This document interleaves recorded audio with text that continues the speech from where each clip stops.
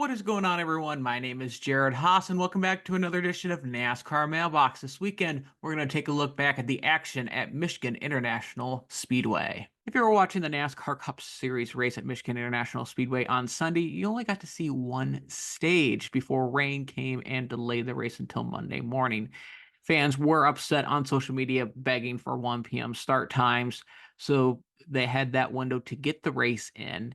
And like I said beforehand, there was not any rain in the area where there could have been a chance to get the an official race on Sunday in.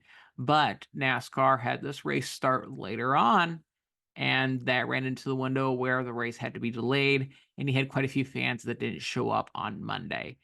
Now, I'm a proponent of 1 p.m. starts as well, but the big problem is you've got TV is the ruler of everything in NASCAR. Because here's the biggest thing. NASCAR ran a season more or less without any fans in 2020. They don't rely on ticket sales more or less to survive. They need the TV deals to survive. That is why you see so much of these, 3 p.m. starts. Why are we starting 3 p.m. on the East Coast? Well, like I said, they want to have the end of the race to bleed into prime time because advertisers are going to be spending the most money on that because that's when most people are watching on TV. And I get that for most of the schedule, but I would want to change one thing. Only having a couple races a year, races where you do not have lights, like Michigan, like Pocono, like Watkins Glen, and making that 1 p.m. start time an event. That has been the key word for these other new changes that have been relatively successful. I've been in Chicago.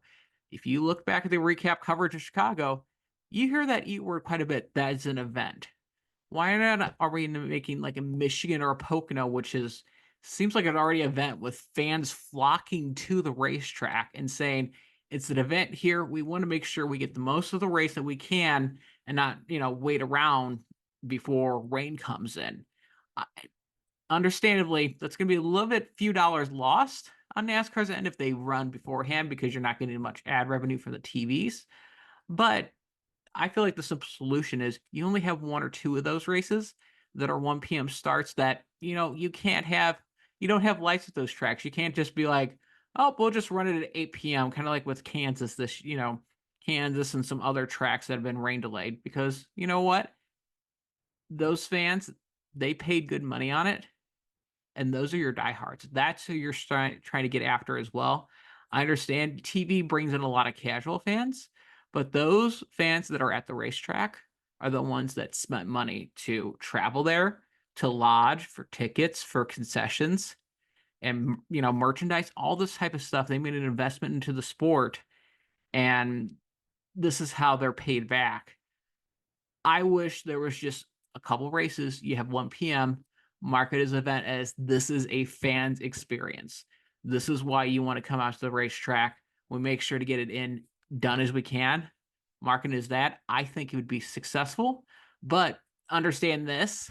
I wouldn't be shocked if it doesn't happen because TV rules all because that's where the money's at for NASCAR. And this next question comes from CSX Train Fan 319. They ask, why did Kyle Sieg's roof flaps fail and LaJoie's flaps didn't keep the car on the ground?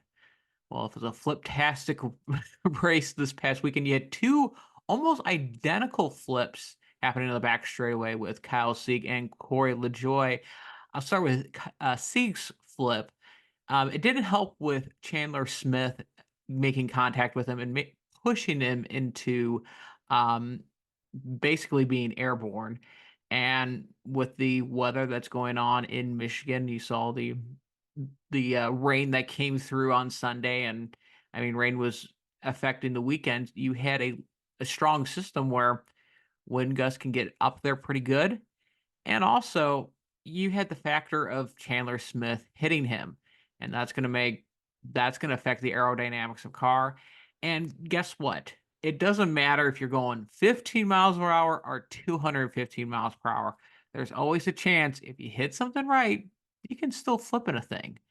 And like I said, they still look similar, but I would more contribute that to being involved in a wreck, Chandler Smith making just the right contact into Kyle Sieg. Compared to Corey LaJoie's flip, it seems like this next gen car, if they get him a little bit past perpendicular, with the rear being a little bit more, basically facing 5 o'clock, they started to get airborne. And I looked very similarly at the Harrison Burton flip and Corey LaJoie. The cars were at a relatively same angle when they started getting airborne. And Harrison Burton probably had some help with the contact, sure, but seems like with these designs, with these next gen cars, if you get them just a little bit to 5 o'clock, perpendicular in the track, and you've got the winds in there, you're going to have a car that's going to flip over, even when you have roof flaps deploy like that. So I'm no engineer. I'm not going to tell you this is what needs to be done to next gen car, but it seems that has been a common thread with that so far with these two flips. It seems like the launch angle. That seems like it's a baseball term, but it's going to happen with those aerodynamics. There's going to be a point where something's just going to blow over on that point. But so two different factors that cause a relatively similar looking flips. Thank you very much for watching. As always, like and subscribe. That really helps get our content out to you guys. And as always, until next time, make sure to have a great race weekend. What's up? Michael Massey here, frontstretch.com. Don't forget to hit that subscribe button.